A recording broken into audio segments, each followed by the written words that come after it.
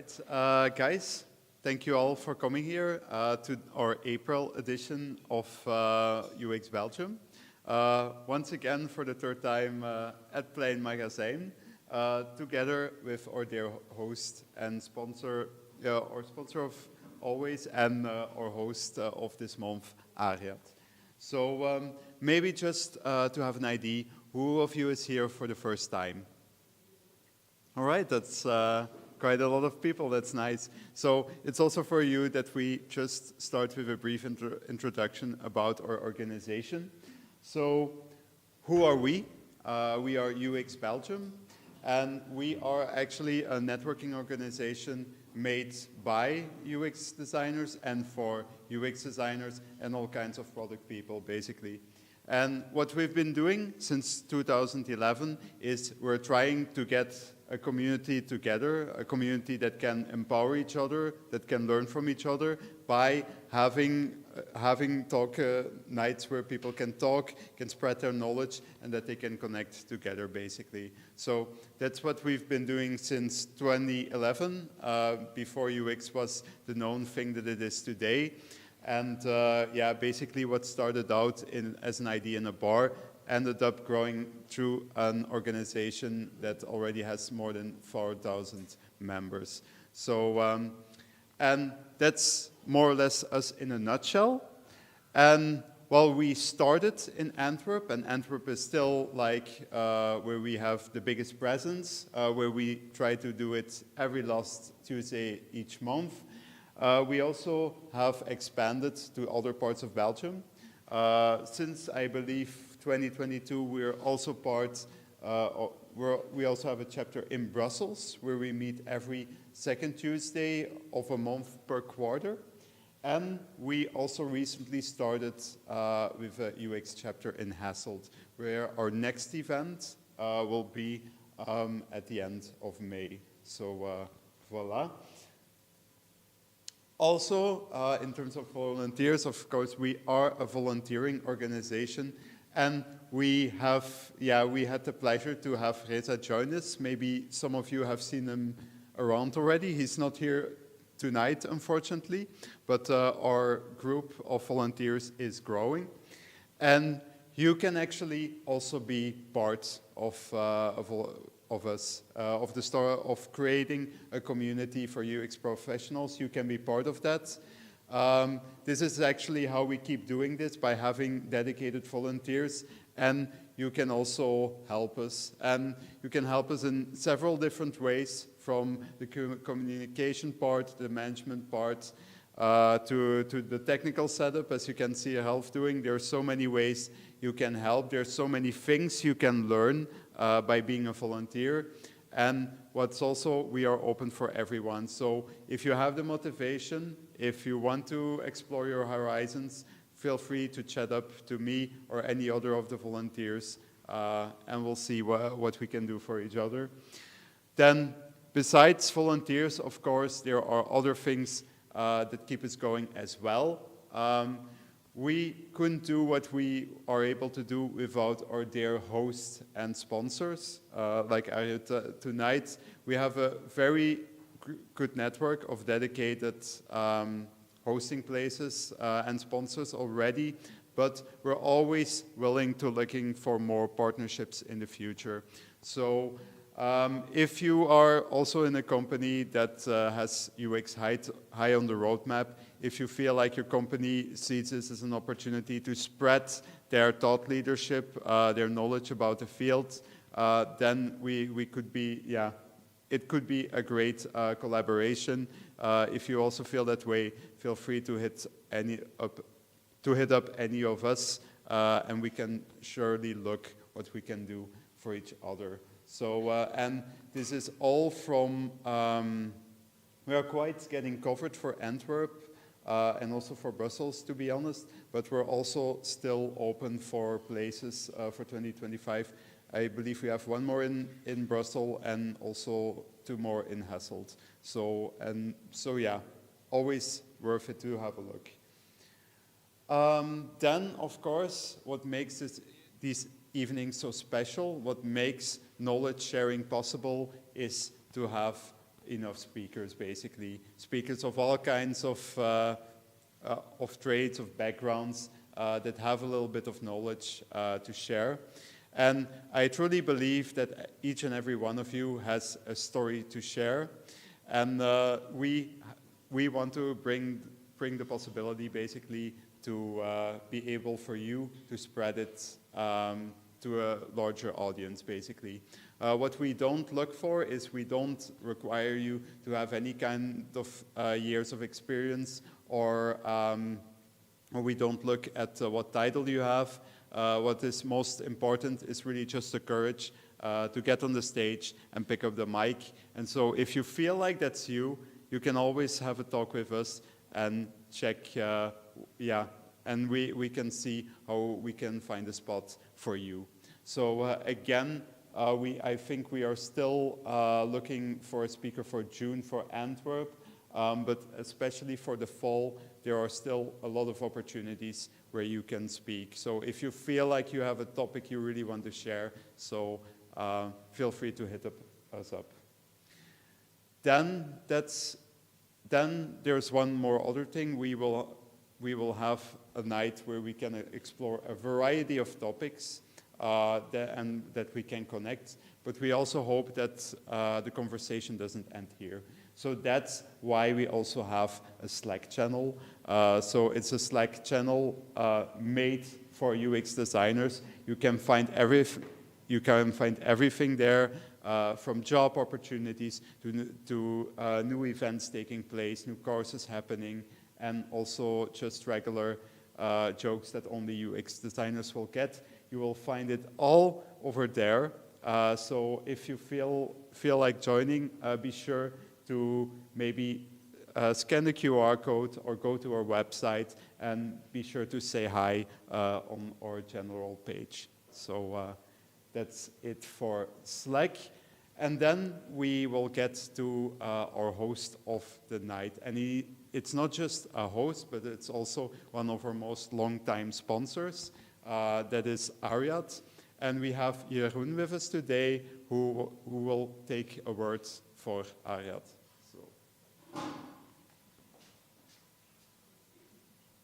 Thank you. You said a sentence that struck me. You said, everyone has a story to share. I think that's really true. So thank you for being here. Thank you for being part of this beautiful UX Belgian community. It sparks energy, creativity, curiosity. So that's a great place to be tonight. My name is Jeroen Gelijn. I'm the managing director of ARIAD, and we are a proud sponsor for many, many years. I don't know how many, 5, 6, 7, 10, imagine. And tonight we're also the host, so welcome. We're happy to host this for you guys. But even more importantly, we are here to celebrate something that we all have in common. A genuine passion for making experiences better, right? While I was rushing through the traffic to this place, my experience was not so pleasant. And there were bikes annoying me. Then I had to stop in front of a red light. I couldn't even see the red light. I had to bend over to see when it became green. So I had to switch on some music to calm me down, some relaxing opera music.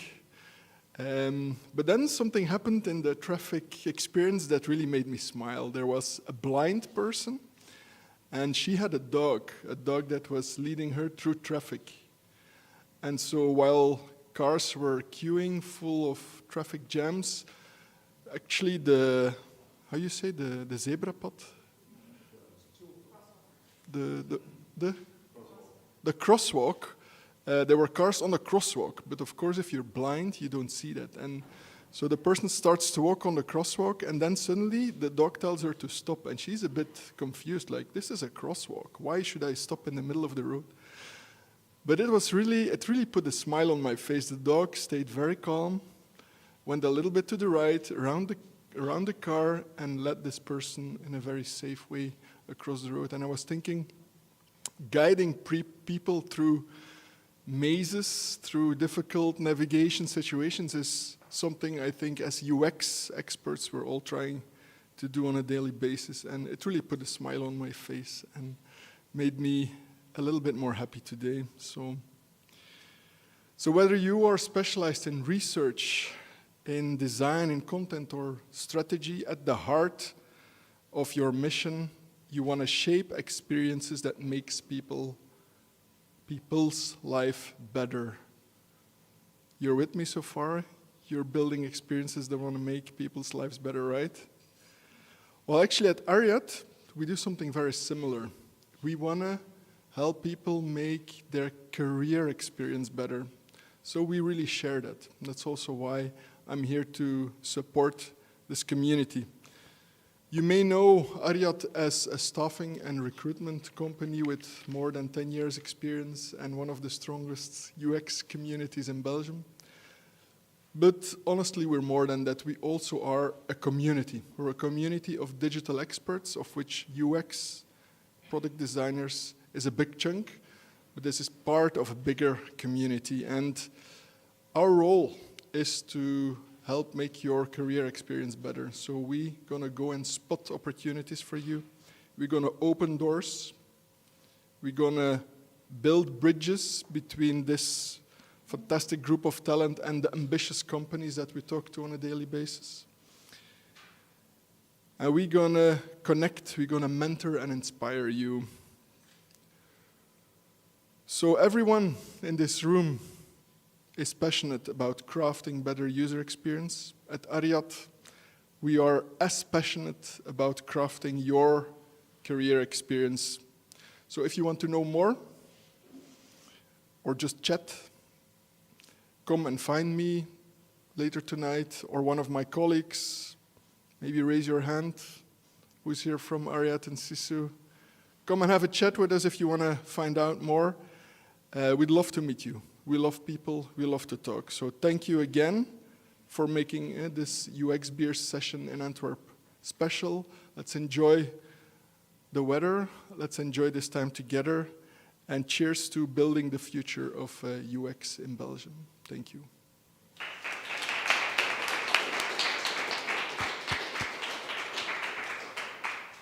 Super well said, Jeroen. So yeah, people, if you are interested, feel free to talk with the people of ARIAD. They're all here tonight for that. So this is an edition about ARIAD. Of course, we also have one other sponsors that we need to thank, and that is Creative Skills. Creative Skills is also a very big Belgian platform for every kind of creative job you could imagine, whether it is that you're into coding, whether you are writing, whether you are designing. They have also a lot of creative opportunities on their site, sometimes also opportunities that you don't just find on LinkedIn. So if you're so whatever you do, if you're looking for a new challenge, also be sure to hit up Creative Skills. So there's always also some opportunities to find around there. With that, we're going into the lineup for today. There's been a very little change, so Marketa is going first. And it's not just any talk, so she's one of our first people coming to talk about VR, what the strange beast is, and how you can actually start to work on it. So really working forward to that. And then we also still have Pierre, who really must have something to say about dancing, and whether it's and how it applies to delivery and the dreaming part. So really curious about that as well. So without further ado, I want to introduce this Marketa on the stage. So.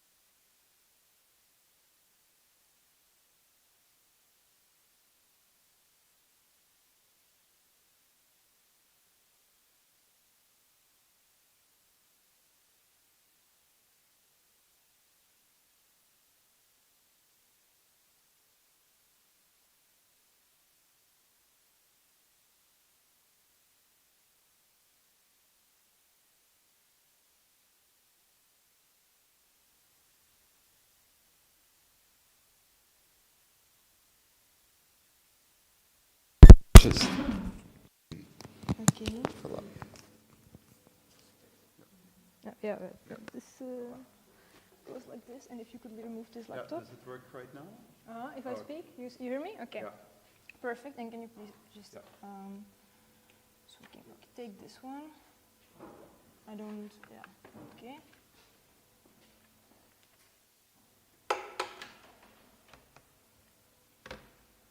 All right.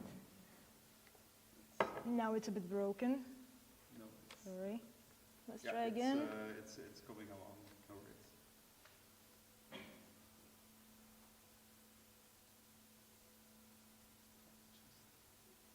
worries. Nice. We got a gradient. Let's get the presentation. Mm-hmm.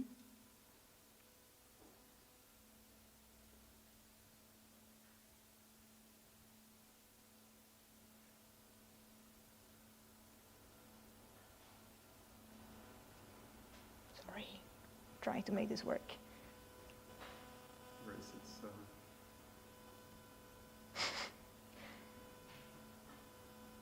Can you amuse the audience? Sorry? Can you amuse the audience meanwhile? Yeah.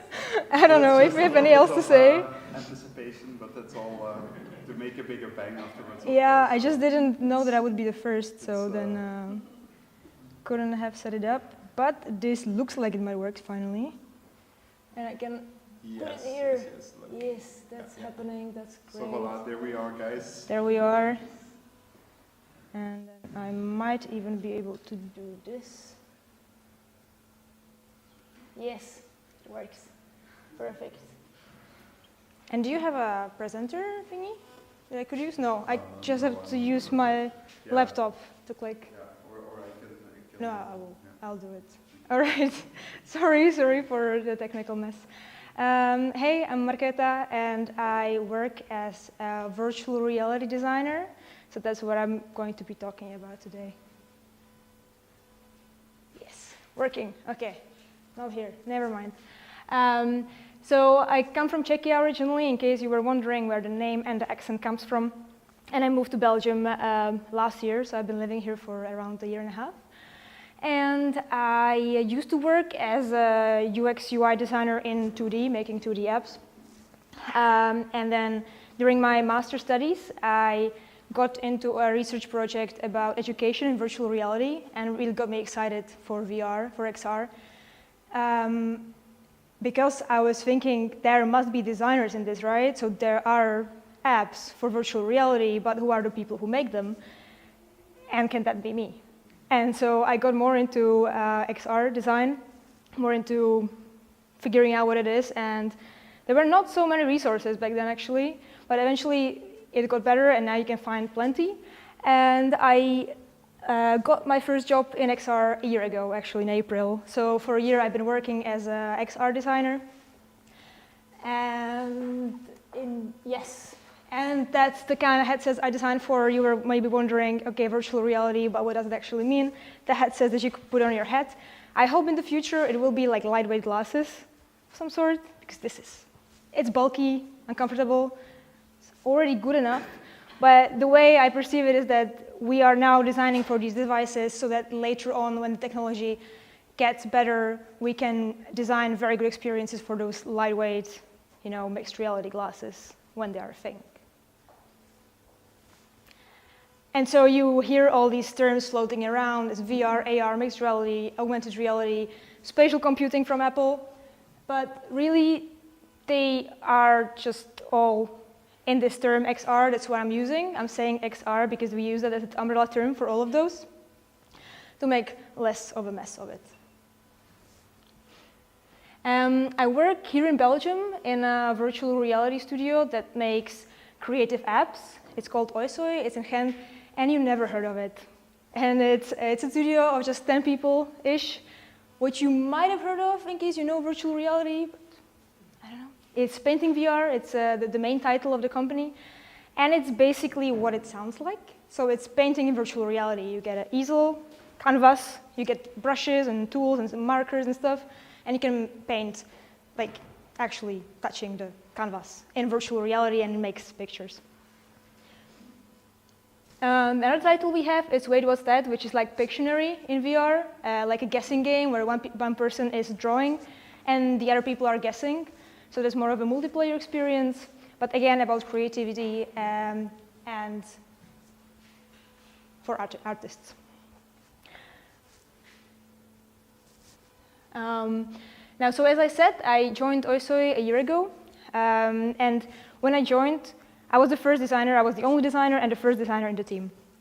So that was quite a challenge for me to even like establish the design process in the team, on top of figuring out myself how to design for virtual reality. So when I joined, we were thinking, okay, what should the process be in this team when they have a designer now? And that was the idea, that we will have basically very similar process to the standard design process of you get a task, you get a feature that you should make, right? Do some ideation, you go through some prototyping, and then go to developer handoff, testing, taking some twists and turns, taking a lot of twists and turns, but then eventually iterating on it and arriving to a product or a feature as you would in 2D UX UI design. I highlighted those two things, prototyping and 3D art, 3D modeling, because those, you can imagine, are different from traditional 2D UX UI. Because for prototyping, we need more spatial prototyping, and then there also are 3D artists that come in and actually build those 3D assets. So in case you were wondering, I'm not the one modeling the 3D stuff. I'm more like thinking how they should work. But I will get to that later. So my first task when I joined the company, and a task where we were going to kind of like try the design process, was to add a tool manager to Painting VR. And to give you some context, this is how Painting VR environment looks like. So you are in like a warehouse kind of house, and there is easel, there is canvas, as I was saying, and then there are tools around you. And back in the day, the tools were laying around. They were laying on the furniture or in a brush holder, and there were, I don't know, 10 to 15 brushes, but we wanted to add more, and we wanted to keep adding more, and we also wanted to add paid brushes, paid packs that you could buy. So that was the strategy.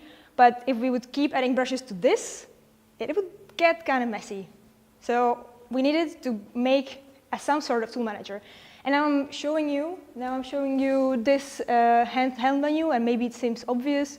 Well, sure, you just added a panel with brushes, you can scroll and you can take them, but it wasn't quite that straightforward. So in the process, we were thinking, okay, it could be a piece of furniture. It could be a magical shelf that you can like scroll through. It could be a drawer with brushes. It could be some sort of box. Maybe it's a belt that the artist has and can like take the brushes out of there.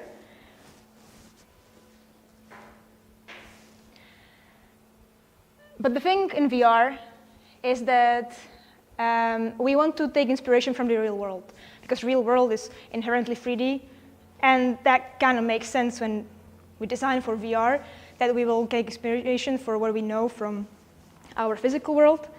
But then we have to find a good balance with making it efficient and optimized for digital devices. When I talk about this, maybe some of you will remember skeuomorphism that I was taking from the real world, but it didn't go quite as efficient as it could have. Skeuomorphism, that was a practice of incorporating real-world elements into digital interfaces in order to make them seem familiar.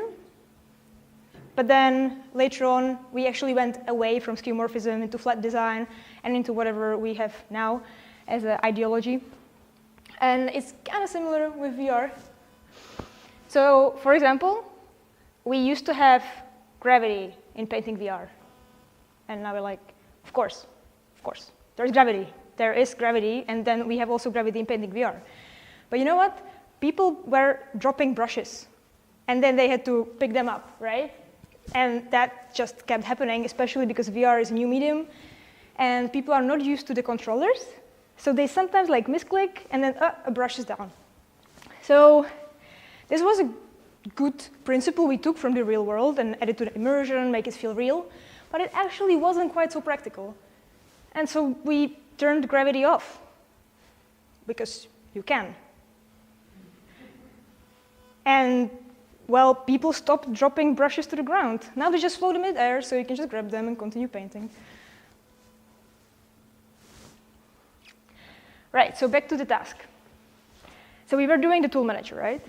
And trying to figure out how can I organize the brushes, how can we organize brushes for users so that they can keep their studio clean. There were some ideas about panels, ideas about infinitely scrollable drawers, shelves, panels, of course, and then the hand UI, hand panel. And now you see this, and well, this is not Figma, is it? It's 3D, but I'm not really good at 3D modeling, and this is not a 3D modeling software. This is Shape6R. Any of you heard of it? Nobody. OK, this is like Figma for VR. So if you ever want to try something VR-ish, you can try this software. And they also have a web version. They also have a headset version, which is very, very nice because you can switch between those two as you need. And if you don't have a headset, you can still go there to the web version and try some things out. And I'm going to take a leap of faith and try to show you like a live demo thing. Let's see how that works. OK, there it goes. Now, this is like a painting VR scene that I recreated in Shape6R. And I can zoom here. I can zoom to this hand. And then here I have like the frames you have in Figma that you can link together. So I have them here. And turn around. This is a 3D environment. So you can also go inside it in VR. And I will zoom in a bit to this one, because this is where I was prototyping how this should work. And then you can imagine that the buttons are linked to the other scenes. It's called scenes, but it's basically frames. So they are linked together. So when I click on a button in VR, it takes me to the next scene where something changes in the UI. So this is Shape6R. Right, that's what you just saw. And it's no code. No coding, it's no 3D modeling. It's very close to what Figma is. And now you might be also wondering, how come it's so fancy looking modeled brushes, colors? Because I said I don't 3D model stuff. So what I did is that I asked our 3D artists, which is a role that, well, we have 3D artists on our team who do the 3D models. And you can imagine them maybe like illustrators, graphic designers kind of role would be on a 2D team, I think. Like people who do the visual, artsy, 3D model stuff. But then me as a UX designer, I don't make those. I work with them. So I asked the 3D artist to send me the 3D models, and then I recreated the scene that you just saw in Shape6R. I recreated the scene from the 3D models that they sent me. Right, let's play this video. Here you can see the prototype, or similar prototype to the one that I was just showing you in Shape6R.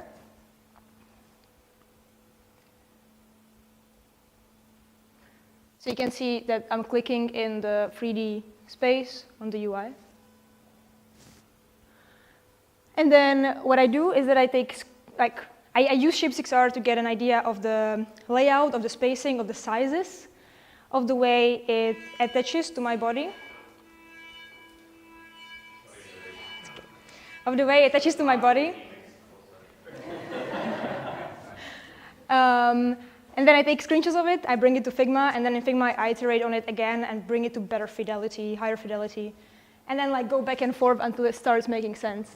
And then also all these fancy tools that I have in Figma, the same 3D models that you could see in Shape6R, I use Spline. Anyone heard of Spline? Yeah? OK, you know that one. For those who haven't, another leap of faith with a live demo. OK. Let's get this one here. Spline. Spline is very user-friendly, very easy 3D software. It's also web browser-based, And again, here I imported this brush, and now I can like position it as I want. I could add some lights. I could change the colors actually if I wanted, and some other stuff.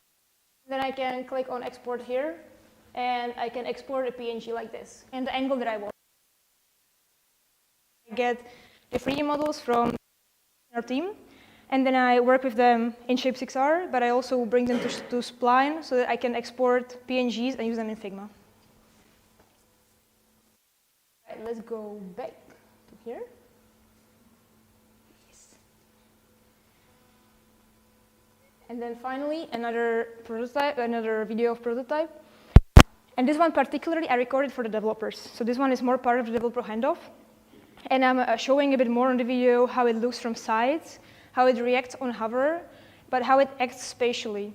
Because I could as well do a similar video in Figma, but it wouldn't really translate into like, it wouldn't really explain how it elevates, for example, and how it acts in space.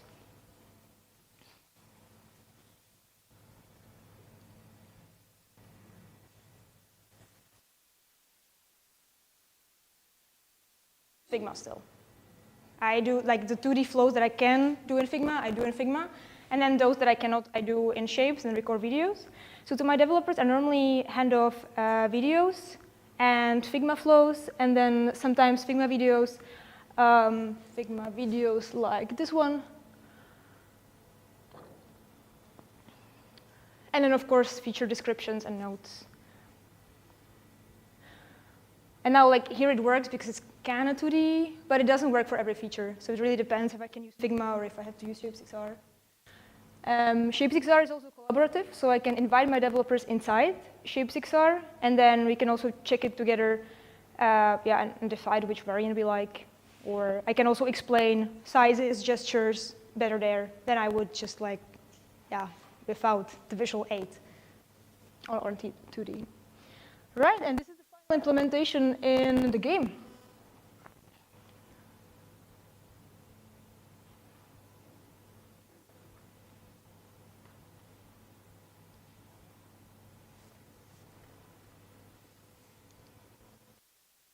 I think it went pretty well, but the question was what the users think, what the users thought.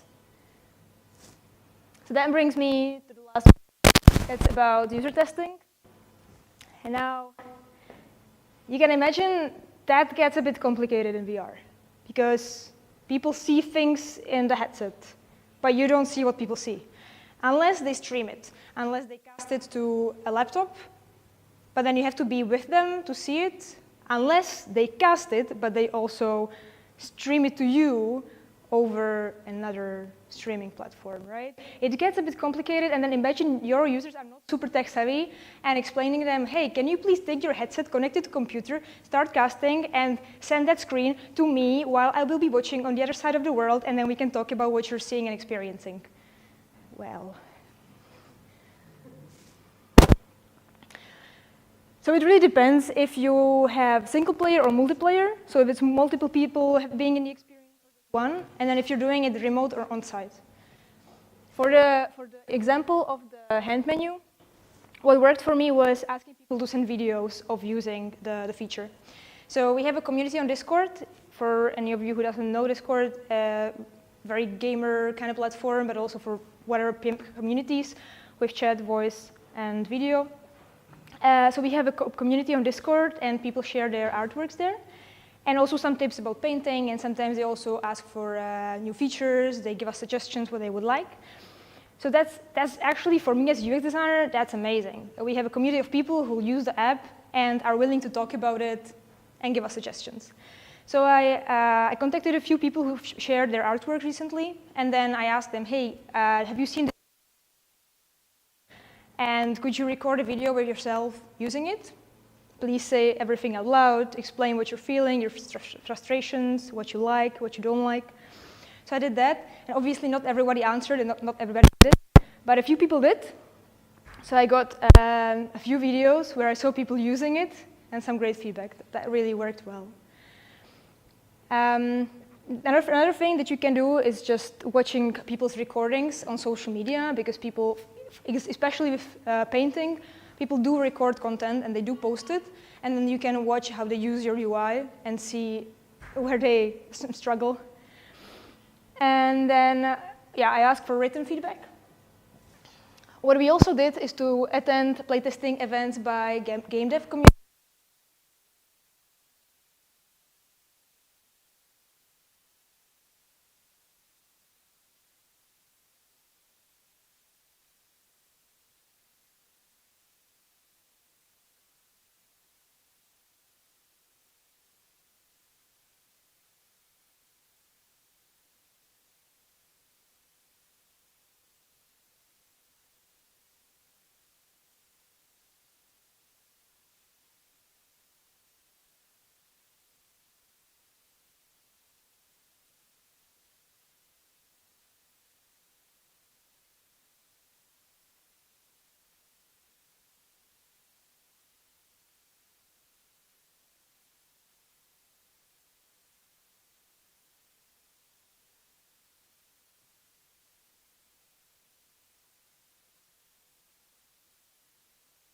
To test the multiplayer game, where we would buy and drinks and invite friends of everyone in the studio and just have them try it, just dedicate one room. And that was actually a sad job to be a UX designer, because I was the whole evening during the party in that room testing with people, and I got no pizzas. It was worth it. We got a lot of good feedback. Anyway.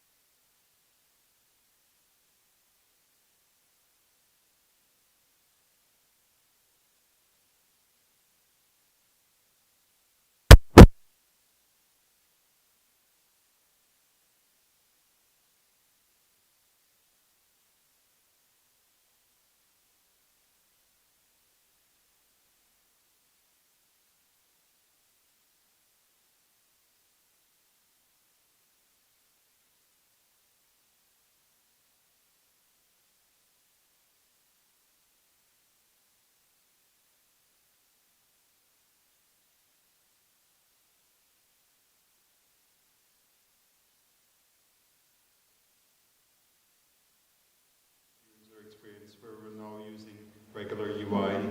Are there some... You mean like what are the applications of VR that could elevate our everyday lives compared to... Yeah, where do you think it could have the most impact? Where it's maybe underutilized? It's a huge question, actually. Yeah. It's a huge one. Oh, sorry. For me personally, I'm not so much into gaming. It's also why I'm happy that I work on creative apps rather than games. And I'm really curious about the impact of VR for productivity and for professions that are inherently 3D, like product design or architecture. I'm very interested in that.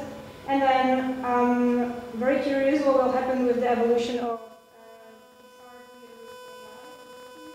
getting glasses that we can use in everyday lives. So that's, I think it will be huge from what we saw so far. Yeah, Meta and the ARIAD glasses, but like they're working on a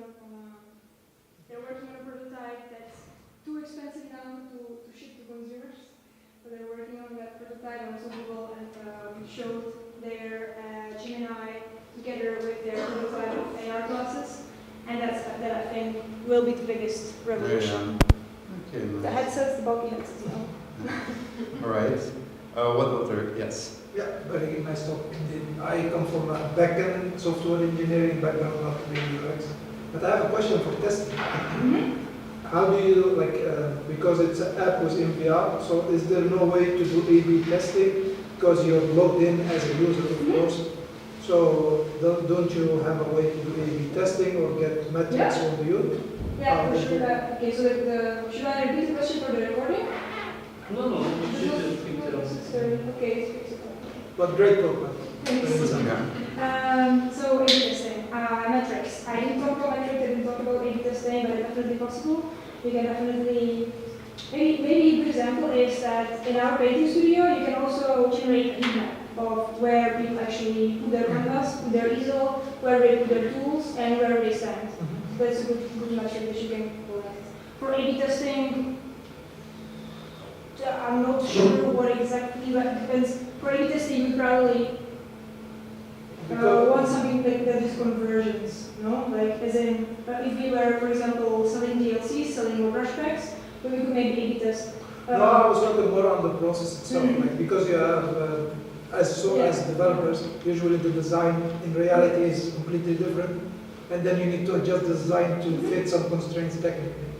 So I was saying, like, because you might go through that loop, and you don't know which one would be better in terms of user experience, and that stage you would compare, like, half users use this, half users use that that. would be expensive to develop, because you would have to develop two versions of a thing. Okay. So then, and for A/B testing, you need a lot of users to try it. So you cannot have just a few people to deploy it. So then it makes more sense to do a prototype, maybe HXR actually, and invite, I don't know, 3 users to one. That doesn't make sense. I don't know. No, the cost doesn't make sense. Okay, cool. Yeah. If it gets bigger, then maybe at that point, but okay. Thank you. Right. Some more questions? Yeah, I have one. With the new accessibility act coming into play next month, how do you ensure that your designs or experience is accessible to other groups? They are accessible. We don't actually, and that's that's a problem with VR. The accessibility is not that good, but I think accessibility will be handled a lot on the operation system level. So Meta is the maker of the headsets, for example, and they have their operating system on the headsets, and there you can have some accessibility features. So it's not on the level of the individual apps, but it's on the level of the operating system. Because do you know what I mean? Yeah, I got it. I mean, how you handle the headsets, probably. The way you work on the headsets or experience the headsets. Maybe you're mentioning. But this means that we are totally, I mean, people who are blind, for example, they cannot totally use it. Yeah, that's it's a complicated topic. Blind people and headsets. I'm no expert. I'm not going to go into it. But for example, for color blindness or other types of sight, eye impairments, and you would have maybe some settings on the level of the operating system, as in like Meta has something in the headset where you can say, I have this kind of eye problem, and I can tweak the colors of the whole headset and everything that I'm experiencing. So it's not on the app level, but on the operating system. But does that not apply to you, the Accessibility Act that we have? I mean, I'm just curious. I don't know. I'm sorry. Have two more. Pick one. I don't know who was first. Let's go to the gentleman in the back. Okay, I bought an HTC Vive in 2017, and I thought the coolest app was like Google Earth or Google Maps, because you could be like on top of a skyscraper.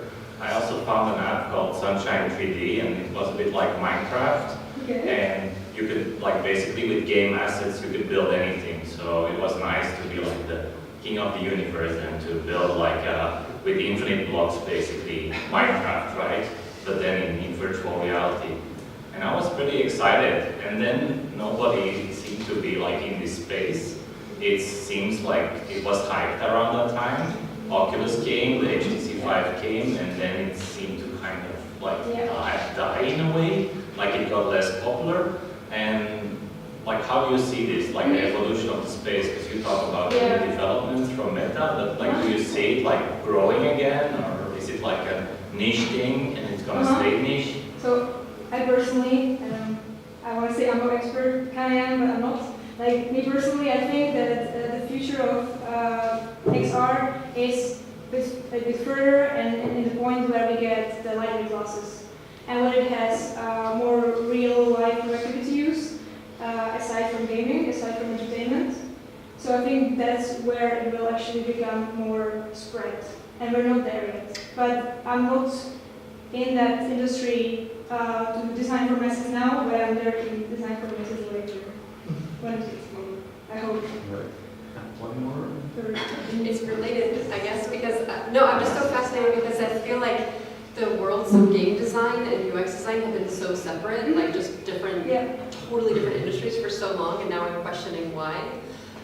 Do you feel like this is sort of a bridge between the two? Because I'm fascinated that you started out in UX and you went to this. And so maybe it's the glasses or something that are going to enable that, but how do you see, like, where are the advantages that UX designers might have in this space if we were to go in this direction? Okay, I wanted to say that as a UX designer coming from the traditional 2D UX UI, I feel a bit lacking some skills and experiences compared to game designers. Because they get into this like storytelling, into this like immersion, 3D for a long time, and we as 2D designers hadn't.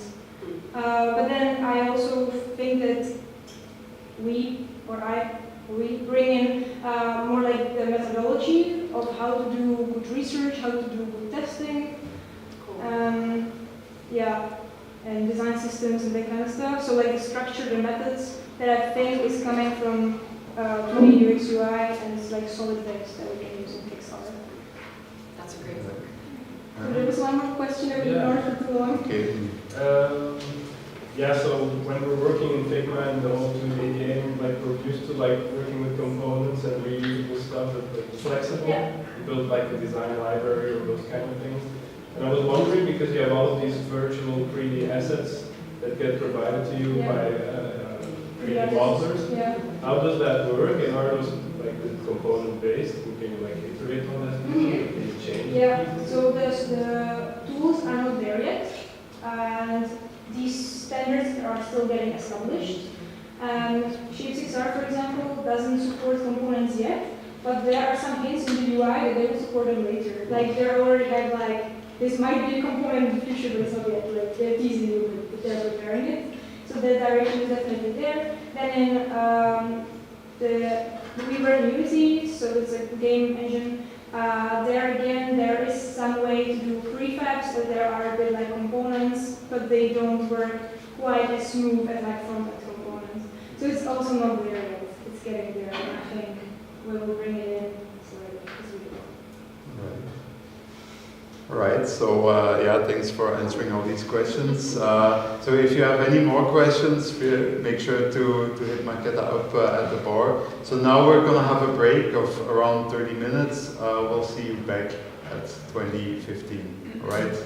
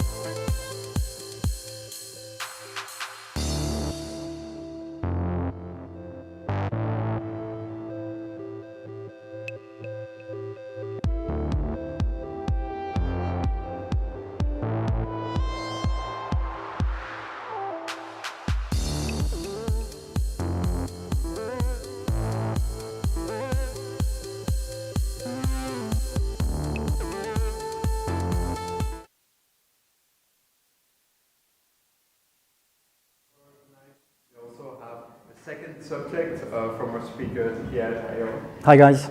Yeah, so, and yeah, he had a very interesting title, The Last Dance. So, what he also already showed us was that he went through from the transition from the light design all the way to more business-driven design. And if I understood it correctly, we're also going to look a bit of where it is going. Absolutely not. Absolutely not. No, yeah. Well, okay. We'll talk about it a little bit. Well, but I think I can better leave the word to Pierre. So please give him a warm round of applause.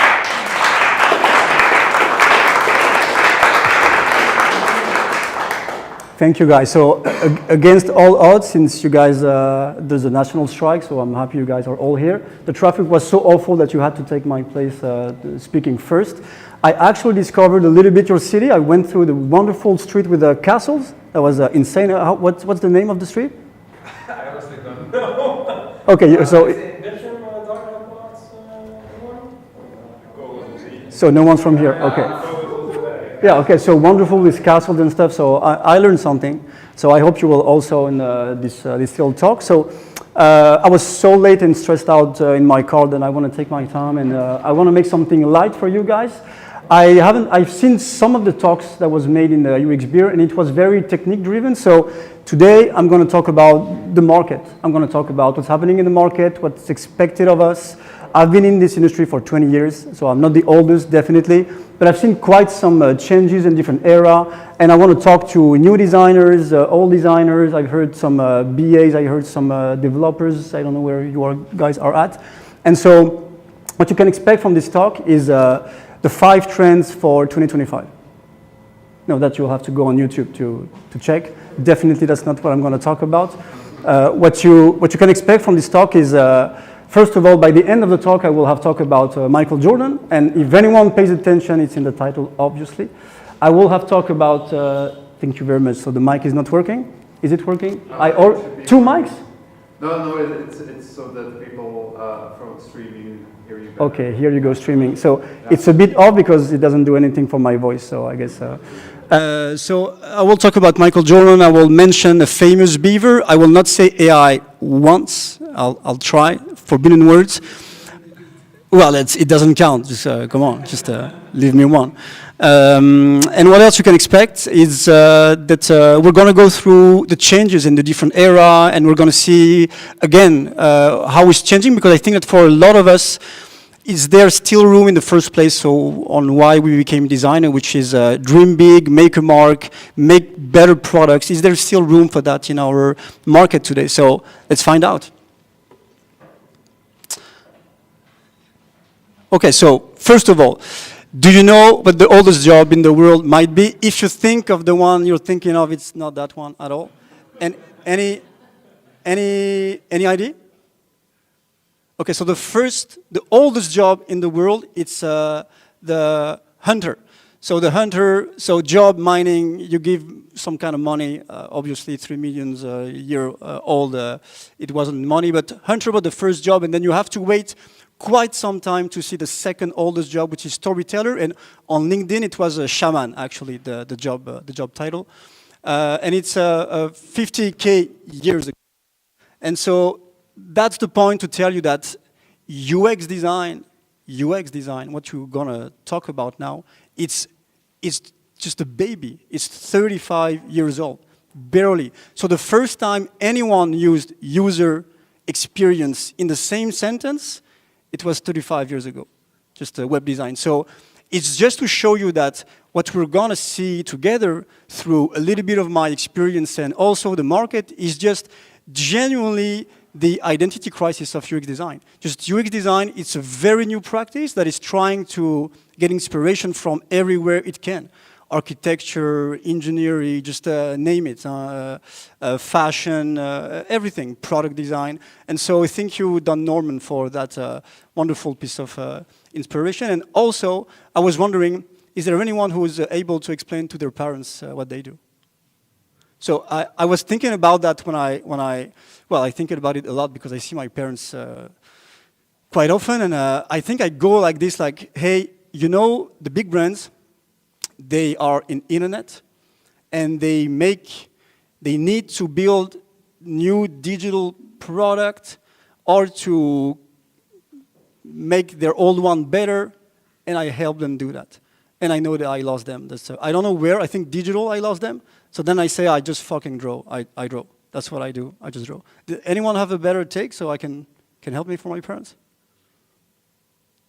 What do you guys say to your parents? No one? Yeah, yeah, easier, okay. If I say UX, she's gonna think I'm doing the oldest job in the world. Okay, so actually, to talk about the market, to start talking about the market, I had an absolute blast doing that very slide. I was laughing my ass off alone in my desk. So we have to see a little bit of the social media, right? We have to do. I mean, we know it's not the truth, but it says a bit of the truth. So I'm going to read some of those. They are exquisite, and wait for the other part. So, of course, one of the shifts I want to highlight, even though we're going to go further down the road to just older areas of design, it's something happened between COVID, obviously, and now, and it is very clear to the YouTubers. So first one, 2023, UX design, do it. If you haven't done it, guys, you should do it. You're a bit late to the party. UX UI designer, 3 months. You're going to see the freaking 3 months. There's something with 3 months. Oh, by the way, if anyone is coming from one of those videos or is a 3 months old designer, I'm so sorry. I'd rather say it in advance. I'm sorry. I don't want to bitch about you guys. So 3 months, okay. Figma under 24 minutes, what the hell? And by the way, that agency, that guy, he's very nice. It's AJ and Smart agency from Germany. And that very video, it's 5 million views, which is just a Justin Bieber type of thing in the UX community. It's just the biggest view ever. 24 minutes. I haven't tried, but that seems a bit rushed. Big bucks for UX designer. I don't know if you made that kind of money. If you do, don't raise your hand. I will not put you on the spot. Not my favorite yet. Self-taught, good for you, girl. And the other one, no degrees, no experience, which is obviously how you should start any good interview, right? Just no degrees, no interview. But this is the meta for quite some years, okay? Then now. Okay, so I've been actually talking to an old colleague of mine, and we were just discussing. I didn't want to spoil the little session here, but well, the guy, he changed his mind. Huh? So UX design, don't. A lot has changed. Serious face. UX design, it may not be for you guys. I'm so sorry. Don't do it. UX design in 2025, it's not for the weak. And it's someone who works at Google who says it. It's probably the same guy who rubs banana stuff in his face at 4. And my absolute favorite, what the fuck is happening? Which honestly should have been my talk title. That would have been such a clickbait thing to do. So obviously this is only social media. This is not even social media, this is YouTube. But it says something. I mean, we could all agree for those who are in the industry that what the fuck is happening, right? There's something now. So on a more negative note, okay, you all don't see the color, but it's all fine. So this is the actual number, which is a worldwide number. So I'm sorry to tell you that for UX designer, this year alone, minus 71% job opening in the world. So it may not be the exact same thing for Belgium, but you can sense it, that it's becoming more and more difficult. I don't know who don't have a job or who's looking for one, but it's definitely tightening up. It's the same for researcher, and overall the reducing of the staff is 35%. So on that absolutely negative note, I will present myself a little bit. Okay, so who am I? That's just for you to know that I'm not a total scam, or maybe I am. So that picture says a lot about myself. I love Nike, I love golf, it's a freaking sport. It's a sport, yes, definitely. I have the cutest kid on earth, and this is my go-to GIF. Okay, so I will not tell you what it represents, but I use it at work like 20 times a day. I will let you just have 2 seconds to digest and see the spectrum of emotion that where you can use it. I use it during meetings 20 fucking times a meeting. That's insane, I love it. It says just a lot, okay. And so 50% of the slide, it's my ego. This is just the brands I've worked for. I'm actually from Paris. I've made all my career in Paris. I've moved to Brussels 4 years ago. And I will give you some of my epiphanies throughout the talks. And one of the epiphany is the cooler the brand, the crazier the people. So take it or leave it. That's just an absolute fact. So and that's actually, I was blessed, we talked about it when we came here, I was blessed that I had the opportunity to work for really cool brands early in my career and to witness the level of insanity of those people. And now I'm so happy working with way more boring brands, and I'm like, okay, just thriving, having the best life. So I'm not saying I will refuse a cool work here and there, but definitely, I'm telling you, just be careful.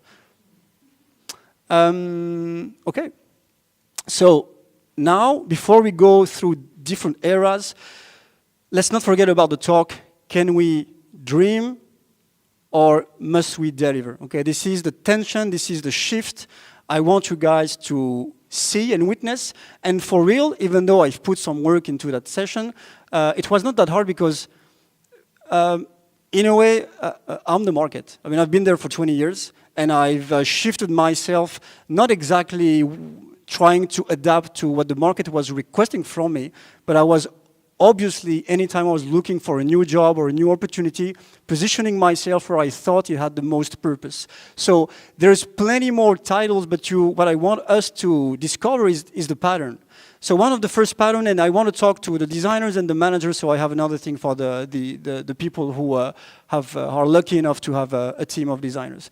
So I went from art director to UX designer to product strategist to concept designer.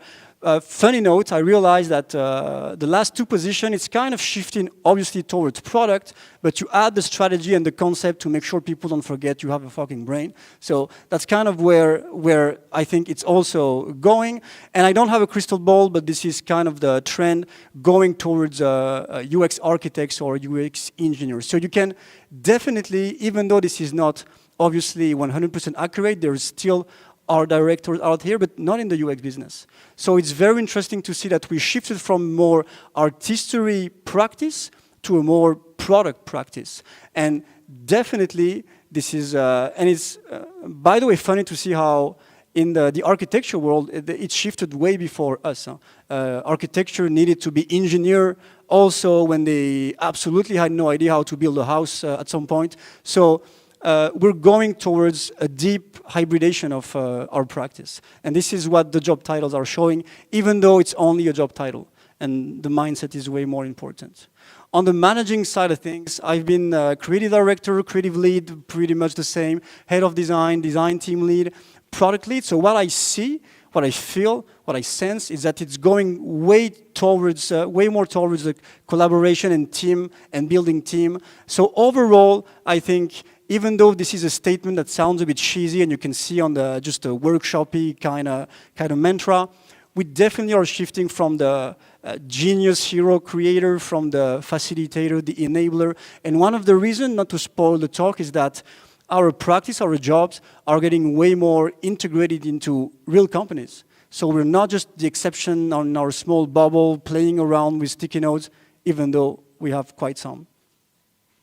So in order to see where we're going, I propose to you we check a little bit where we were. So maybe some of you were not around there, but you'll have to trust me. 2005, buzz design, and I will give you just a few seconds to listen to this first lyrics of the song.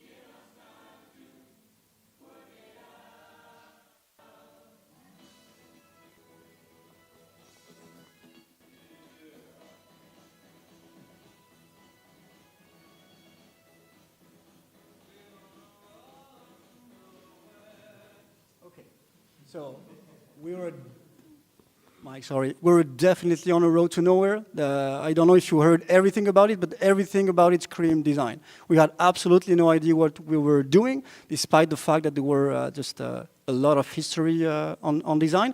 I was unhappily starting my career as a web designer. I hated my job. I wanted to do just DVD covers and skateboard illustration, and I was doing Flash website, which was awful for me at the time. What is very interesting is that in terms of process and goals, this is something I will repeat through the different eras. You will see the difference between the eras, which is at that time we were only pitching. The only thing we were doing is pitching, which was a great school, meaning if you think of a movie, an old movie where in advertisement where they showed the poster like, haha, this is the concept, this is exactly what we were doing. And as a matter of fact, this, everything you will see is my work, so I'm not using anyone else's. The Nadal thing here, it was just a campaign for a poker website. We didn't even show screens because at the time, the money was coming from media. So everything we were doing was supposed to be banners afterwards. There was absolutely no KPI, value proposition, nothing. It was just an advertisement. And we hoped for 0.02% of clicks on banners, if we were lucky. So the other thing that was interesting, and it's a feeling I've had for several years, and I wanted to write it, and then I discovered that it was true because the year was exactly the same. So here goes for the famous beaver I told to you about. Maybe you all know it. So why is he crucial in the design world? He's crucial because you don't realize how much impact he had. He's one of the first really famous YouTube video, and everyone was freaking out like, what the fuck? How can a 3-second video can make 47 million views? No money, nothing, a beaver? And when we were spending just insane amount of money to do shitty websites, for 120 email was like insane. So that was kind of the buzz, what we were trying to accomplish, duplicate, and I made a lot of bad realization at the time, and nothing really stood out. And the only objective was to have an FWA. It still exists to this day, and I want you to show. So at the time, I had the opportunity just 2 years after to found my own agencies. And this is my first show reel, and you're going to see the type of work we were doing. And it's going to say to you, it's going to show you the type of design we were doing at the time.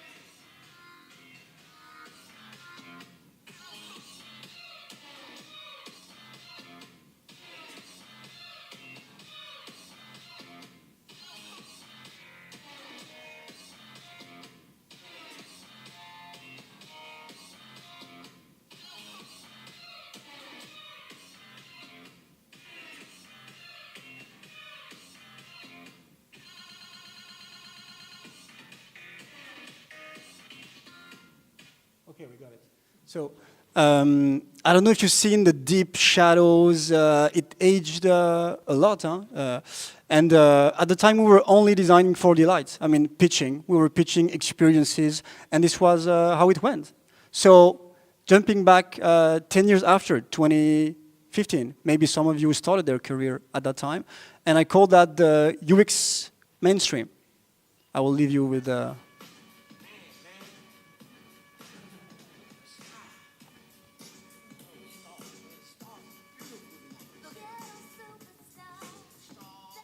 Okay, you got the point.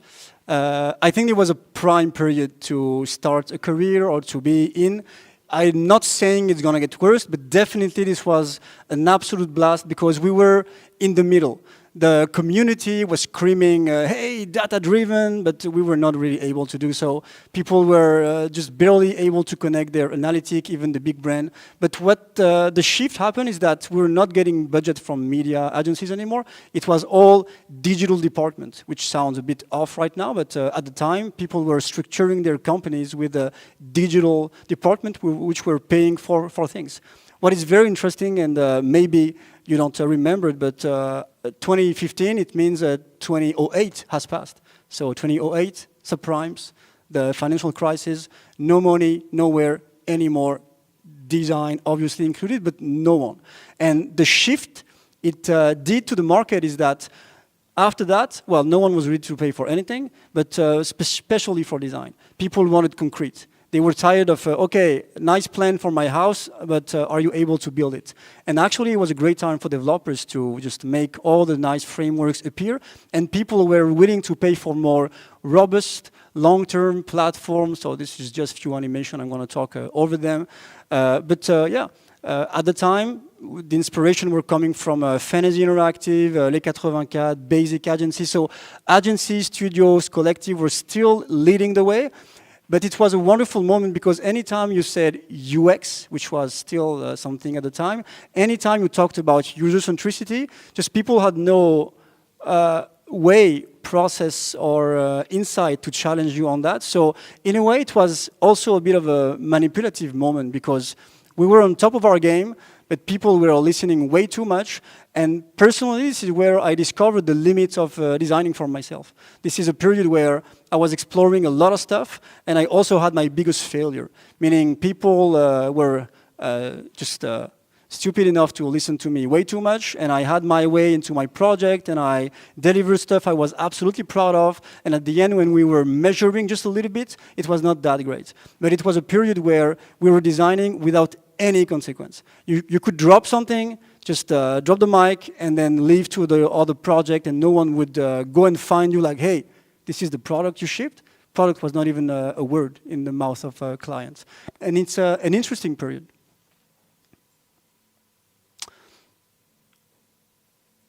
Okay, so, yes.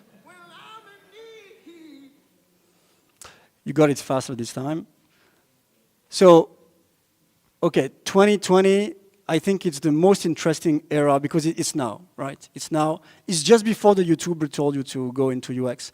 But it's now, and what you're gonna see is two opposed dynamic, which is, if you think of the era I just described to you earlier, there's nothing really, just, yeah, it's there, maybe you could have guessed it, just nothing too specific, but there's absolute two shift, and maybe some of you started their career there. You're gonna see two dynamic. One is the old guard and the more experienced people who were absolutely shifting to a full committed framework, workshopy, post-it sticky notes. And by the way, I have a podcast only about workshops, so it tells you how just absolutely obsessed I am with sticky notes. But I also then see the limits of the practice. So the old guard shifting into a process first, product after type of thing. And this is still very true to this day and something we need to pay attention to. So I think this is one of the most interesting time. 2020, framework first, workshop heavy. It was made for internal alignment, strategic thinking. And I vividly remember sensing the end of the era, meaning I was in a pre-sale meeting, setting the process, just wonderful workshops and an insane framework. It's a unique way of working. This is gonna make the most wonderful product. And the guy tells me, okay, but I have 10 agencies that just told me the exact same stuff. And I was like, I thought it was unique. I thought the process was unique. And so at some point when everyone sells the same freaking microboard, how do you differentiate yourself? And this is still very true to this day, as this is very, very inspirational. This can change the way you work, but don't mistake it for what it's not. It should not replace the end game. For example, the industrial designer, they've never lost the fact that they're designing a freaking chair, a car, or anything. And we lost it for a bit. And some designer profile, they are still losing it. I mean, funny enough, I personally think that the process is the most important thing and the least important thing. So the most important, because on your day-to-day job with your team, what else is there? That's just how you're going to build, which is the most important. But when someone's on their couch, on the toilet, on the bus, on the train, they don't give a shit about your split, your frameworks, your workshop, how you took your decision, how you made your how much you did. They cannot care less. And some people, they got carried over about, hey, I'm going to go to the client and I'm going to show the full journey map. I mean, just really, just the whole wall there. And for some people, it feels very exciting. And I don't want to undermine it. Again, that's why I'm mentioning that I'm obsessed with it. But as much obsessed I am, I'm trying to just be bipolar by never forgetting that, hey, just I'm shipping something at the end. So I should be obsessed by that, even if sometimes the process is a bit weaker than it should, because very surely many agencies, potentially one you worked on, are suffering from that. The fact that the market is in a what the fuck situation right now, it's also due to that. So it's not only, we'll go to the second part and to a lot of other things, but one of the reasons is that we lost concrete. So it's one of the first answers. I'm not going to tell you stop dreaming. I'm definitely a dreamer. But this is one of the reasons we lost touch with reality, and selling sticky notes just doesn't make it too long. And for people who are discovering the area and wondering, oh, that's insane. That's how we should work every day. I should replace my crappy meeting with that all day long, all week long. Just, do you see the dates? So those are not maybe the fanciest framework, but 5 whys, 1930, design thinking. Just, by the way, good luck. If anyone really, for real, did a full project design thinking, I'll give him money just right after. Just come see me. I don't have cash, but I'll make a QR code or something. I'll pay you a beer. It's impossible. It's like explaining just, you go into a meeting and like, okay, do you know Jesus? I'm going to explain to you the concept. It's too hard. So it doesn't mean it's impossible, but it just means it's unrealistic. And a lot of very inspirational designers, they sell you the fact that this is how you're going to thrive. It's not true. How am I Twiz? 1970, job to be done. 1990s, good luck explaining job to be done also. But anyway, those are very useful framework, but this is one of the things that happened in 2020, during COVID, obviously. The most experienced designer went all in on the sticky notes, and if you're not there yet, or yet at all, well done. So, literally, the thing I'm showing here, and the picture I've showed you before, those were sales material. It's not even for you guys. We were showing, expressing, hey, don't worry, if you pay, I'm going to sticky notes the hell out of your room, guy. And you'll pay for the Post-it, obviously. Okay, so the other part, this is where you don't have to take it personally again. At the exact same moment, COVID. Okay, so COVID doesn't only change design, it changed every industry. But this is what happened. 3 months, you remember, self-taught, and sales rep to UX design 3 months. Again, what's up with the 3 months? So it was a period where there's no study, but that's what I felt into my core. A lot of people were tired of their job or wanted to make a switch, wanted to make just something different. And if you are one of them, just no problem, you're here, so all good. People were becoming coaches, yoga teacher, or UX designer. And the thing is that one of the reasons that the market is what the fuck today, and people find less job, yes, the market has tightened up, but it's also the fact that the market has readjusted. Because it was a period where, and it's not even fun to talk about it anymore, because maybe a few years ago I would have looked like a genius, now it's just common sense. Okay, so this is the number. 500,000 people took the online Google course. 14% more job opening, and 300% more LinkedIn UX-oriented courses. So no wonder you're getting challenged by people who ask less money, less experienced people, and you'll see that add up to another thing which I can spoil now. The studios, we're going to see that. The one that were running the show for 20 years, fucking down. If you're still there, good for you, you're one of the last. So now the job, for good reason also, is merging and getting integrated into real companies. So meaning designers becoming part of the BAs and POs and others. And it means that I lost my thought. So I didn't want to spoil you, so I definitely did not. Okay, right now, delivery era, Lady Gaga not here. Okay, so this is one of the things you may have missed, and this is crucial. This is an absolute bomb, and it says way more than a lot of the things I could have told you. So IDEO, the founders of all founders, if you guys all know IDEO, I guess, okay, so they are the one who pretty much invented UX design thinking. Let's talk about it this way. Very strategy driven, maybe the most dreamy, the most beautiful technical, intellectual agency on earth with the most beautiful reference, those story about how they shift American Express, I mean, Disney, just a lot of beautiful stuff. Only 4 years, they lost pretty much everything. And it's not even, I can tell you from nearly an insider profile because I know the group, I know someone who owns an agency in the same group and they are just down to the bottom. They had to 25% layoff, closing. So what does it say? So sorry for IDEO. What does it say? It says that the market is moving. The market is moving. The market is moving towards if you are too strategic, if you lost your sense, don't deliver, and if you are too just not concrete enough, the market will make you pay, and they paid really hard. That being said, what else can we say about 2025, the delivery era? Well, you guys are in it, so apart from you who was working in VR, good for you. Design ops, design system, metrics-led, agile, Spotify, chapter, guild, just the whole shebang. You are probably inside of those stuff. The goals, when it used to be just very basic, now it's ship, measure, repeat.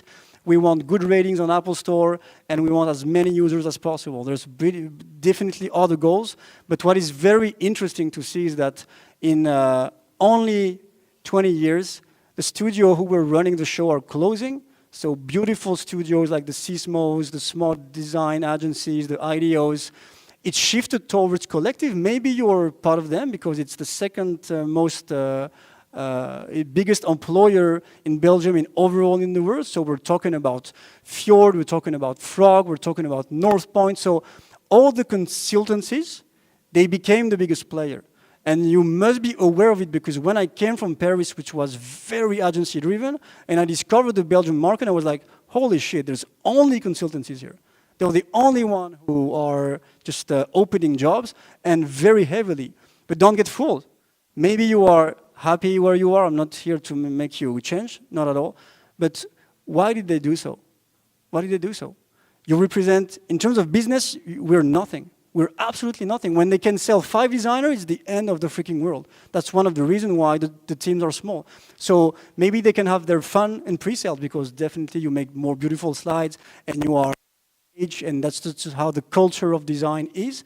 But they position their agency in delivery mode.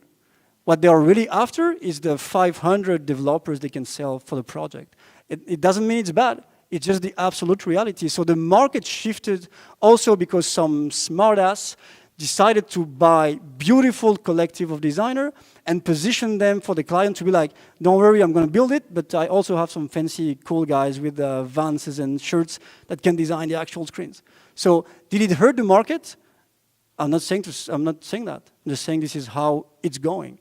And the other thing is that the companies, the actual companies, so the corporates, that's not good to the ear, but that's just how they're called. They're hiring. The other one who just are now integrating the talents and everyone in their company. And this is how you can see only in Belgium, Proximus, I think it's 200 designer, BNP, it's 50 designer, IBM, they have the 1K designer team in the entire world. So the team inside the companies are growing. And for anyone who's looking for a job, I would say potentially go and look for that. This is probably where the most amount of opportunity still stands. So we're coming to an end, literally. So for that moment, yes, it's there. So I didn't want to finish with an absolute answer because anyway, I don't really have the answer. I just wanted you to see and sense the shift that I am not announcing to you. It's just how it is. It's just there. So you can act on it, or you can just be part of it, or you can whine about it, whatever you want. But Michael Jordan, arguably the best athlete of all time. And does anyone know the other guy? So I will not put you on the spot. So Jerry Krause? GM of the Chicago Bulls. Okay, cool, man. Well done. So you're the only one who knows it. But I was watching. So I've been a fan as much as a fan can be. No poster, but I just liked him. And I watched this beautiful documentary on Netflix that is called The Last Dance. And it's about the last season of Michael Jordan as a member of the best, arguably the best team of all time, the Chicago Bulls. And it freaking struck me, and you will see the relationship with design. What struck me is that you have absolutely no idea who the other guy is. And when you see on the documentary, they are as important as each other. The GM, he's the guy who hired Michael Jordan. He's actually the one who dreamed bigger than Michael Jordan. He's obsessed with the legacy. He's obsessed with building the perfect team forever. He's obsessed with building the perfect agency. He's obsessed with building just something that will last forever. And despite the game, despite the product, despite the delivery, despite the wins. And he has been proven wrong, even though he was definitely the biggest dreamer. And the other guy, he's also a dreamer. He was dreaming to be the best of all time. He was. But what did he do? Each night, and it's very clear to see, he's only present for each night. I want to win. I'm winning this game, and the game after, and the game after, and championship, and the championship after. And at the end of the day, the only one who's remembered to a point that has absolutely no limit is the guy who delivered. So wait, it's not the answer to the question. It's not, hey, you should deliver and forget about the dream. What it says here is that, first of all, the jobs, they will change. The job I was doing 20 years ago, I'm not sure it exists anymore. And the job we'll do 20 years from now, I didn't say the word, but you know what it means with that thing, Voldemort, I can say the word. It's going to change. We're under attack. Yeah, okay, who cares? But definitely, if I see you again in 20 years, I can make a whole bunch of lists on the two sides of the column, and potentially it will have greatly changed. But there's something that is absolutely forever in our game, despite the fact that it's only 35 years old, is we are designing for people. I'm not saying empathy. I mean, everyone has their own level of ability to empathize. Just don't worry about this one. But at the end of the day, designing for people, meaning, and it's a very hard thing to do, you're not designing for yourself. And I've been designing for myself for half my career. And I've seen how it went. By the way, one of the most vivid, just other epiphany I had is, at one point I was showing my portfolio to different kind of people, and it always struck me how people, they never react to the same project I'm proud of. The one I'm the most proud of, they always, oh, I prefer this one. So, of course, you need everyone to make a world, but it just shows how there's an absolute limit to your talent, your ego, your ability to convince people. And this is where the market is really, really shifting. So designing for people, obviously. Designing with context. You're thinking of something, thinking of the thing after. I'm not going to serve you the kind of BS design for thinking of the earth. It's just as impossible as design thinking, but try to open your mind to, is there anything after? Design for your team. Design for delivering without ego, design not isolated, and design not for yourself. And as someone who just learned in my career UX design with other purposes, it was very hard to do, but that shift changed everything for me, and I know that this is what the market is looking for. The market is looking for enabler. How do you tell that to someone? Just try your stuff, okay? But market is looking not for art director, he's looking for team builder. Market is not looking for someone who's potentially an expert in something, he's looking for an hybrid that maybe hybrid looked and sounds stupid for some moment, but now he needs to know a bit of the tech, a bit of something else, a bit of the forbidden word, just a lot of those stuff, a bit of framework. He needs to be a bit of everything, and it doesn't make him less of a good designer, actually.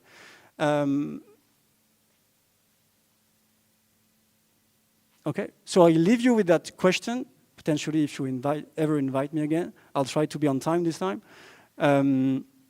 This is the other side of the spectrum, which is how do you keep creativity alive in a delivery-focused environment, which is another side, okay? Once we've understood a little bit what the market is, where it's going, how it's shifting, and by the way, as far as I'm concerned, for 20 years, they've only been shit down the road. Huh? Always a new crisis, a new war, a new something that makes the market change. So if you think what the fuck is happening, nothing else than just usual market on a new industry type of stuff. Huh? What dreaming means for you now, what's your relationship with delivery, what's your mindset when you bring your team forward. Thank you very much. If you have any question, if you want to talk about it, thank you.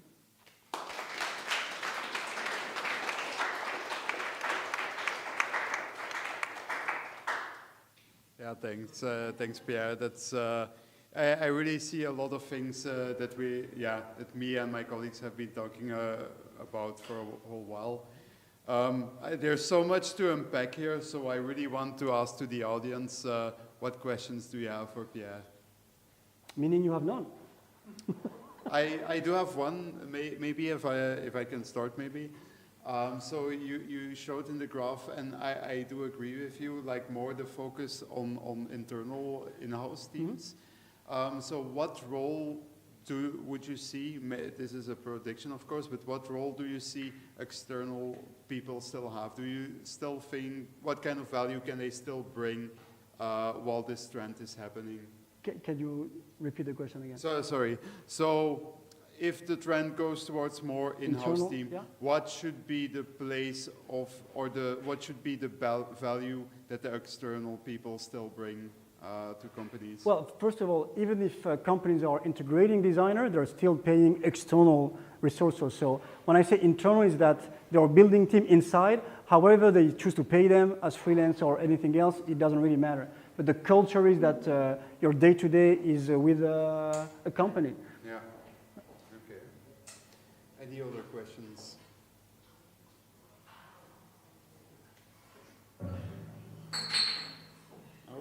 That's not a question. I guess, voilà.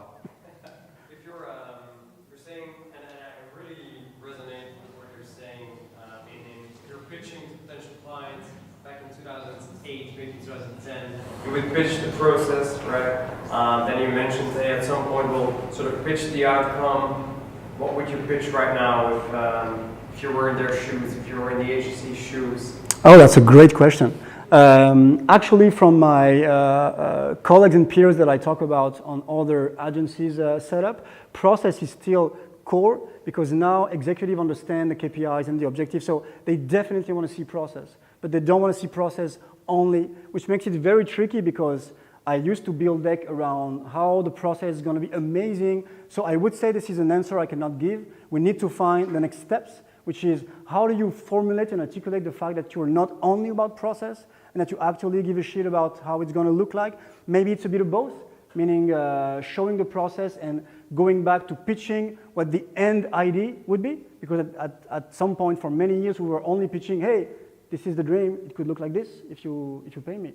But so maybe it can be a little bit of both. So make them feel that you have an idea of how you're going to do it, how you're going to upscale everyone's skill through that amazing journey, and also you have an idea of how it can look like. Because at some point, it was even a dark thought to be able to say, hey, I have an idea for the end. No, you have an idea? No, you haven't gone through the whole process first. Yes. I have a question.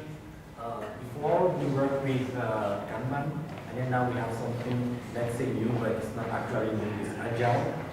So how will a UX designer fit into an agile environment? Well, first of all, agile is one of those frameworks that is very, very old. Very, very old. It was used for other purposes than digital product. And the thing is, I feel like the agile expert are the least, sorry, I looked at you, you look like an agile expert. No, you're not. Okay. So are the least agile people on earth. So the items, the artifact, I mean, have you seen an agile expert on Jira? He's having it. Huh? It's crazy. So how do we fit? First of all, by being critical about the thing that it's not the dream. It's as frameworky as the freaking workshop I've presented to you. So other practice also fall in love with their stuff, being like, Agile is the only way we're gonna make it, with sprint and stuff like that. But the takeaway is, I'm working Agile now. I have no choice. That's one first. The whole company is Agile. But I've seen the light to the fact that I am now playing a lot more with non-designers. And this is where the future lies. I used to be, for most of my career, among designers, cool places, cool shirts, and then you're like having fun, mocking your client, fucking stupid, using the GIF as much as possible. And now, I'm designing way more with people who are not designers. And by the way, they are as bright as us. And so how do you fit? Well, I think it's very nice, and it's a very nice indicator for our business that we now fit with other people. And by the way, I'm spending quite some time explaining in my company the overlap with BAs, the overlap with POs. So there's something there.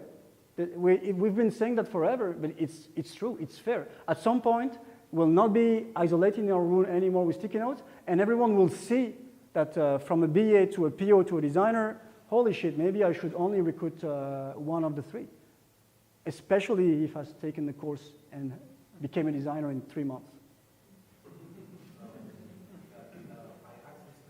Because we have a little, because we're from Kanban, it's not now we started doing Agile, but it was a little bit painful to integrate the tester in our team, because come on, we write unit tests and they come and test again, so we were like, why do we do 2 tests? And they have to prove themselves that we are from the old system. So they have to prove themselves that testers, they are very important in an Agile environment. Yeah, I see what you're coming from, but it's.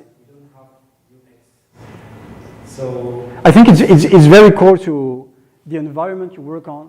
I've worked with startups when we do stuff in one day that is amazing, and then I arrive in another job and like, you're doing that in 6 months? What the fuck? Like, how is that even possible? And you feel bad about it at first, but then you also remember when you work with your small startup, they were taking decisions like this on a matter of an intention. It used to be cool, but somehow you were like, oh, but you're only deciding with your own just a gut feeling, which is cool, but not every day. And at the same time, the Agile, sometimes you're like, hey, isn't it a bit too much? But if you can live with it, you can build bigger stuff if you accept that the objective is not the same. It's just not the same. So, yeah, maybe a follow-up, because I'm also like a backend. So, where do you draw the balance? Because if you, for design systems, it's an attempt to integrate it into software development. Yeah, definitely. You have like predefined stuff about what to do, and then developers do. But then everyone, especially startups, they want to be unique. You want to introduce something or a new experience. Everyone would have the same. So the expectation on the user side is everyone. It's the same experience or the same? Yeah, just another design system, or like there is nothing. But on a startup level, and I hope you don't again take it personally, they have UI kits. They don't have design system. No. When you see a real design system, it's a job. No, I'm not talking about the startup. I'm saying startups have the creativity to experiment with things. Yeah. And then that's why they become successful or unsuccessful, because it's a new thing. So as a big company, where do you draw that balance between, okay, I want to be innovative, I want to... Well, it's a wonderful question, which is for the other talk. I'm very sorry. Yeah. No, but to be absolutely fair, you have to ask yourself, can I live with the definition of innovation in my company? It's as simple as hard as that. If you want to change the world, don't potentially work for a bank. Well, you will not end up exactly where you expect. But at the same time, if you want to align with 200 people, have an idea that grows, and align a lot of people towards a simple vision, you will never do that, or it's going to be more complicated in a startup environment. So it depends on, for example, as much as I've explored, and I showed you on the different era, I got tired of it because I felt I was exploring only myself. So in other company, if the process is here, maybe it's agile, maybe it sounds heavier, but if you accept that innovation sometimes is just being as good as the other, you will maybe never be first, but you can just try to be closer to the first one. It's insane. To the level of those companies, when you work on a company that is thousands of people, it's just not you cannot expect to be a startup. It makes no sense, actually. Big companies like Capgemini recently, 3-4 years, split their business units into small startups. So they were intentional, at least in the Netherlands. But that's because they're trying. I mean, forever we've been trying to create silos and break silos. It's just how it is. And then Spotify will come with another organization, and everyone will follow, and we'll have other names. I still don't know what a tribe is, but you know what I mean. So it's like there will be other trials to organize people. And by the way, the small team, well, again, freaking Apple, it's coming from Apple. And they're saying that with 5 people, you can create an iPhone. No one really went there to see, but that's what the people who pays us are trying to do. They are hoping that by shrinking the teams, and it's gonna happen. I don't know, in some. At the same time, the design teams are growing, and at the same time, people want to rationalize process. That's how you come up with Agile. But since Agile is 50 years old, I mean, what else is there to find? I haven't heard the next Agile. Very interesting. Yeah, there were a couple more. Are we still good for answering a couple more, or?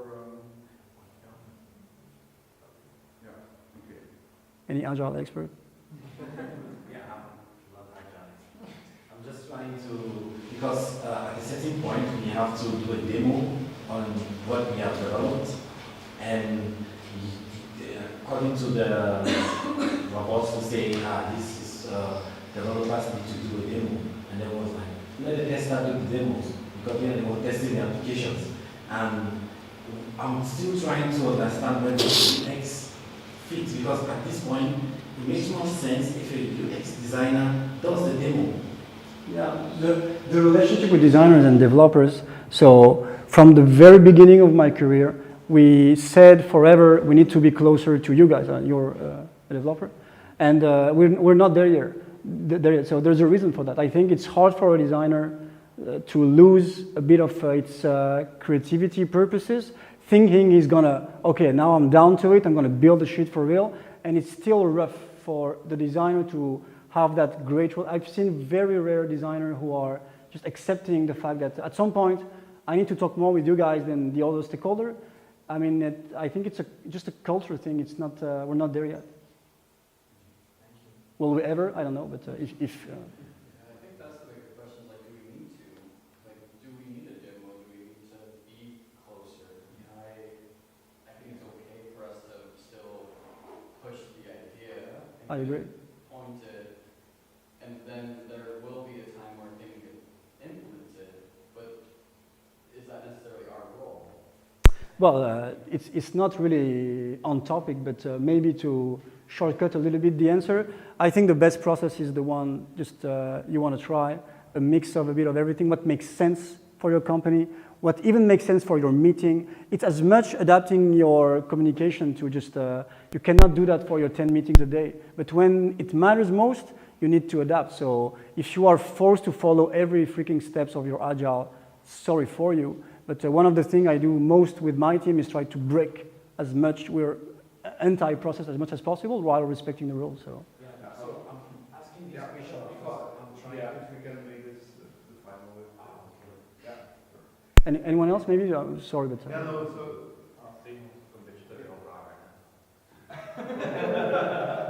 I don't speak.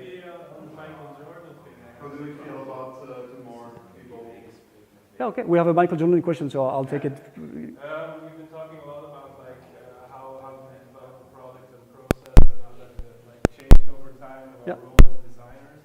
And then of course, like the final slide you show us is like Michael Jordan scoring. How do you call it? Goal in basketball. Yeah. Scoring a point. But the entire journey, I think, what makes Michael Jordan important is what makes Michael Jordan, right? It's about storytelling, the thing you started off with in the first place. And that's what I'm wondering, is like, you showed the timeline in the beginning where we came from hunter, storyteller to UX designer. Are we losing that? Or is this gaining more and more importance, like to tie in with our audience? I think that it's a cycle, like fashion, we're in the 80s now. I'm not, but I'm sure you've seen the trend. So everything's looping back. So definitely what I've showed you in the different era is gonna come back. When you're too process heavy, people will need story. When you're too abstract, people will need concrete. The thing is, we will not expect that the market will make IDEO, for example, pay as much as it did in other studios. So are we losing that? Definitely not. I think it depends on how you want to position within the market. And my best take on Michael Jordan, despite the talent that I don't have, is its obsession for the concreteness. And I ticked on it because I'm not like this at all. It's not my profile at all. And I realize how much I've done so many mistakes with different teams. And the only take I had from this whole documentary is the only thing that matters is the team. Whether you're the leader or not, it's the freaking team. And whatever you can do with it. Try a new process, just fit within the rules, be agile, whatever. As long as that group gets along, you can accomplish amazing stuff. So I absolutely stopped thinking of just the Jerry Krause thingy, just what's my next job, what's my next plan, okay, the team is one thing, but what can I do with the other thing? And I just, okay, I'll take what's there, the good, the bad, the one that have problem, and I just design with that.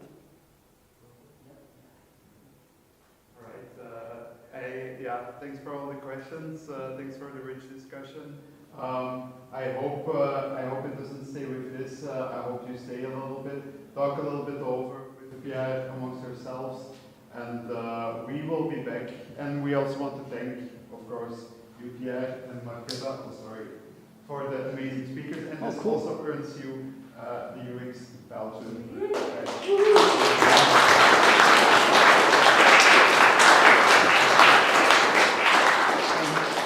And also a final thanks to our sponsor, ARIAD, who made this happen. So thank you so much.